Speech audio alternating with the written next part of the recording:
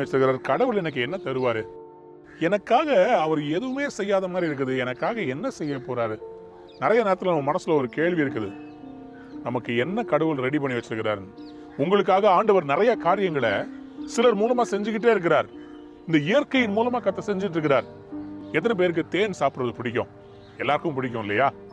தேன்ல நமக்கு மருந்தை கலைச்சு கொடுத்தாலும் அப்படியே நல்லா சந்தோஷமா சாப்பிட்டுருவோம். ஆனா இந்த தேனை எப்படி வருதுன்னு உங்களுக்கு தெரியுமா? ஒரு 12 தேனீக்கள் தங்கள் வாழ்நாள் முழுவதும் வேலை செய்தால் உங்களுக்கு டீஸ்பூன்ல ஒரு தேன் கிடைக்குதுல, அந்த டீஸ்பூன் தேனை நீங்க சாப்பிட்றதுக்கு 12 தேனீக்கள் அதனுடைய உசுரை கொடுத்து உங்களுக்காக வேலை செய்யணும்.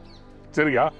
அதே மாதிரி ஒரு 1/2 கிலோ தேன் எடுக்கிறதுக்கு ஒரே ஒரு தேனி மட்டும் கணக்கு வச்சோம்னா அந்த தேனி சுமார் 75,000 கிலோமீட்டர் டிராவல் பண்ணாதான் 1/2 கிலோ தேன் கிடைக்குமா.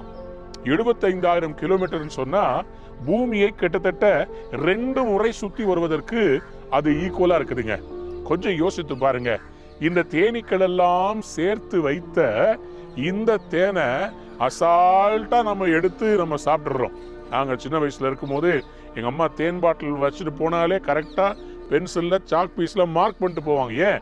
திருப்பி வரும்போது பாத்தீங்கன்னா நாங்க எடுத்து அப்புறமா ஒரு டெக்னிக் கத்துக்கிட்டோம். குடிச்சிட்டு கொஞ்சம் தண்ணியை ஊற்றி வச்சிருவோம். ஆனா அதையும் கண்டுபிடிச்சிருவாங்க. அன்பானதுடைய பிள்ளைகளே, தேனு இவ்வளோ ஒரு தேனி அதுக்கு பிரயாசப்பட்டு தேனை சேர்த்து வச்சதை உங்களுக்கு ஆண்டவர் கொடுக்கிறாருன்னு சொன்னா, உங்களுடைய லைஃப்ல நீங்க பார்க்காமலேயே உங்களுக்காக கடவுள் நிறைய காரியங்களை வேலை செய்ய வச்சுட்டு இருக்கிறாருங்க. கண் காணவில்லை, செவிகள் கேட்கவில்லை, இருதயம் உணரவில்லை. உங்களுக்காக ஆண்டவர் ஒரு வீட்டை ரெடி பண்ணி வச்சிருக்கிறார், ஒரு வேலையை ரெடி பண்ணி வச்சிருக்கிறார். உங்களுக்காக இனிமேல் பிறந்து வரப்போறதில்ல. ஒரு மாப்பிள்ளை எங்கேயோ ஒரு தாய் வயிற்றுல பிறந்து வளர்ந்து ரெடியா இருக்கிறார். உங்களுடைய கற்பத்துல குழந்தைய அவர் ஏற்கனவே முன்னாடியே பேரை திட்டம் பண்ணி வச்சுட்டாரு. என்னைக்கு பிறக்கணும், என்ன டைம்ல வளரணும், எந்த ஸ்கூல்ல படிக்கணும், எல்லாமே பிளான்டுங்க. ஒரு தேனியை 75,000 கிலோமீட்டர் நீங்க தேன் சாப்பிடணுன்றதுக்காக துரத்துறவர் உங்களுக்காக இயற்கையின் மற்ற வளங்களை எல்லாம் அவர் கட்டளையிட்டு உங்களுக்காக கண் காணாத ஆசீர்வாதத்தை தரமாட்டாரா? Psalm 81:16 says, உங்களை உச்சிதமான கோதுமையினாலும் கண்மலையின் தேனினாலும் உங்களை ஆண்டவர் திருப்தியாக்க போகிறார். கண்மலையின் தேன்.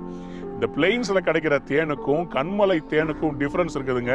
ஏன்னா அங்க மனிதர்களால் தொடப்படாத அந்த பூக்கள் இருக்கு பார்த்தீங்களா, விலையேற பெற்ற பூக்கள். அதுல இருந்து தேனீக்கள் கொண்டு வர்ற உயர் குவாலிட்டியான ஹை குவாலிட்டி தேன் அங்க கிடைக்கும். இன்னைக்கு ஆண்டவர் சொல்றார், நீங்க போகாத சிகரங்களுக்கு உங்களுக்காக நான் தேனை ஆயத்தம் பண்ணி கொண்டு 12 தேனி தங்களுடைய லைஃப் டைம் ஃபுல்லா செலவழிச்சு 1 டீஸ்பூன் தேனை உங்களுக்கு கொடுக்கிறாங்களே, அதனையும் பிளான் பண்ண ஆண்டவர் உங்களுக்காக மற்ற காரியங்களை பிளான் பண்ணாம இருப்பாரா? இந்த வருஷம் உங்க பிசினஸ் ஜெயிக்கும். இந்த வருஷம் உங்க வீட்டுல செலிப்ரேஷன் நடக்கும். தேன் போல இனிக்கிற சில காரியங்கள் உங்கள் வாழ்க்கையிலே சுவையா நடக்க போகிறது. திருமணம் நடக்க போகிறது. உங்க வீட்டுல செலிப்ரேஷன் வரப்போது. உங்க பிசினஸ் ஜெயிக்க போது. கர்த்தர் உங்களை கண்மலையின் தேனால் போஷிப்பார். Today you will be fed by honey from the rock. God bless you. இனிக்க இனிக்க மணக்க மணக்க ஆண்டவருடைய வசனத்தை வாசிங்க. தேனு மாதிரி இனிக்கும். God bless you.